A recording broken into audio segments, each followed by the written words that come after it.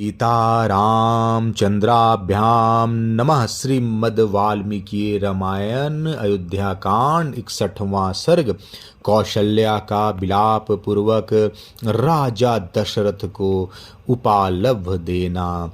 प्रजाजनों को आनंद प्रदान करने वाले पुरुषों में श्रेष्ठ धर्मपरायण श्री राम के वन में चले जाने पर आर्त होकर रोती हुई कौशल्या ने अपने पति से इस प्रकार कहा। महाराज, यद्यपि तीनों लोकों में आपका महान यश फैला हुआ है, सब लोग यही जानते हैं कि रघुकुल नरेश दशरथ बड़े दयालु, उदार और प्रिय वचन बोलने वाले हैं। नरेशों में श्रेष्ठ आर्यपुत्र, तथापि आपने इस बात का विचार नहीं किया कि सुख में पले हुए आपके वे दोनों पुत्र सीता के साथ वनवास का कष्ट कैसे सहन करेंगे। वह 16-18 वर्षों की सुकुमारी तरुणी मिथिलेश कुमारी सीता, जो सुख भोगने के ही योग्य हैं, वन में सर्दी गर्मी का दुख कैसे सहेगी। विशाल लोचना सीता सुंदर व्यंजनों से युक्त सुंदर स्वादिष्ट अन्न भोजन किया करती थी। अब वह जंगल की तिन्नी के चावल का सूखा भात कैसे खाएगी, जो मांगलिक वस्तुओं से संपन्न रहकर सदा गीत और वाद की मधुर ध्वनि सुना करती थी। वही जंगल में मांस भक्षी सिंहों का आशोभन अमंगलकारी शब्द कैसे सुन सकेंगी।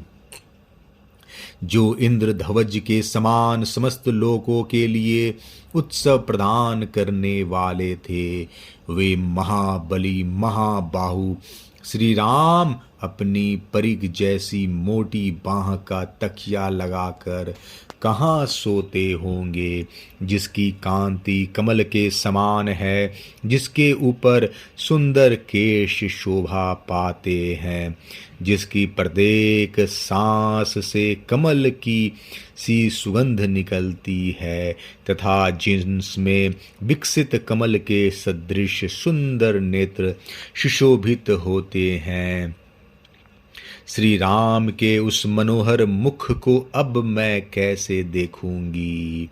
मेरा हृदय निश्चय ही लोहे का बना हुआ है, इसमें संशय नहीं है, क्योंकि श्री राम को न देखने पर भी मेरे इस हृदय के सहस्त्रों टुकड़े नहीं हो जाते हैं। आपने यह बड़ा ही निर्दयतापूर्ण कर्म किया है कि बिना कुछ सोचे विचार किए मेरे बांधवों को कैकेयी के कहने से निकाल दिया है, जिसके कारण वे सुख भोगने के योग्य होने पर भी दीन होकर वन में दौड़ रहे हैं। यदि 15वें वर्ष में श्री रामचंद्र पुनः वन से लौटे तो भरत उनके लिए राज और खजाना छोड़ देंगे, ऐसी संभावना नहीं दिखाई देती। कहते हैं कुछ लोग श्राद्ध में पहले अपने बांधवों दौहित्र आदि को ही भोजन करा देते हैं, उसके बाद कृत्य होकर निमंत्रित श्रेष्ठ ब्राह्मणों की ओर ध्यान देते हैं।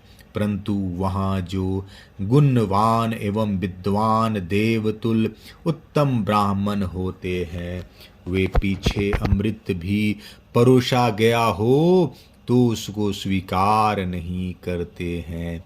यद्यपि पहली पंक्ति में भी ब्राह्मण ही भोजन करके उठे होते हैं, तथापि जो श्रेष्ठ और विद्वान ब्राह्मण है, वे अपमान के भय से उस भुक्त शेष अन्न को उसी तरह ग्रहण नहीं कर पाते जैसे अच्छे बैल अपने सींग कटाने को नहीं तैयार होते हैं।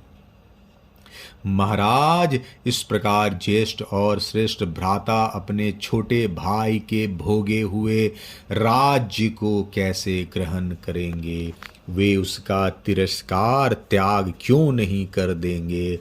जैसे बाघ, गीदड़ आदि दूसरे जंतुओं के लाए और खाए हुए भज्य पदार्थ स्वीकार को खाना नहीं चाहता, इसी प्रकार पुरुष सिंह श्री राम दूसरों के चाटे भोगे हुए राज्य भोग को नहीं स्वीकार करेंगे।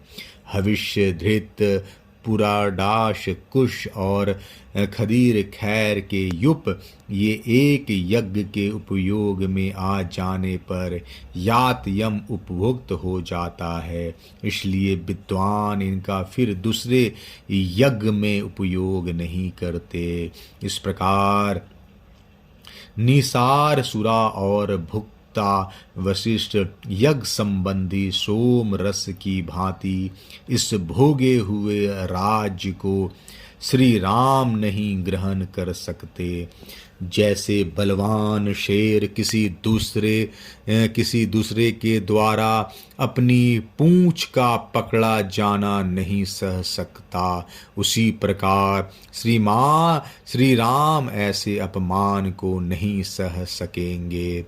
समस्त लोक के एक साथ होकर यदि महासर में आ जाएं तो भी वे श्री रामचंद्र जी के मन में भय उत्पन्न नहीं कर सकते। तथापि इस तरह राज्य लेने में अधर्म मानकर उन्होंने इस पर अधिकार नहीं किया।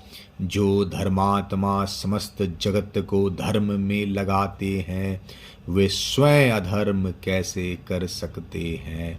वे महापराक्रमी महाबाहु श्री राम अपने स्वर्ण भूषित बाणों द्वारा सारे समुद्रों को भी उसी प्रकार दग्ध कर सकते हैं जैसे संवर्तक अग्निदेव प्रलय काल में संपूर्ण प्राणियों को भस्म कर डालते हैं। सिंह के समान बल और बैल के समान बड़े बड़े नेत्र वाला वैसा नर श्रेष्ठ वीर पुत्र स्वयं अपने पिता के ही हाथों द्वारा मारा गया, राज्य से वंचित कर दिया गया। ठीक उसी तरह जैसे मत्स्य का बच्चा अपने पिता मत्स्य के द्वारा ही खा लिया जाता है। आपके द्वारा धर्मपरायण पुत्र को देश निकाला दे दिया गया। अतः यह प्रश्न उठता है कि सनातन ऋषियों ने वेद में जिसका साक्षात्कार किया था है तथा श्रेष्ठ द्विज जिसे अपने आचरण में लाए हैं, वह धर्म आपकी दृष्टि में सत्य है या नहीं?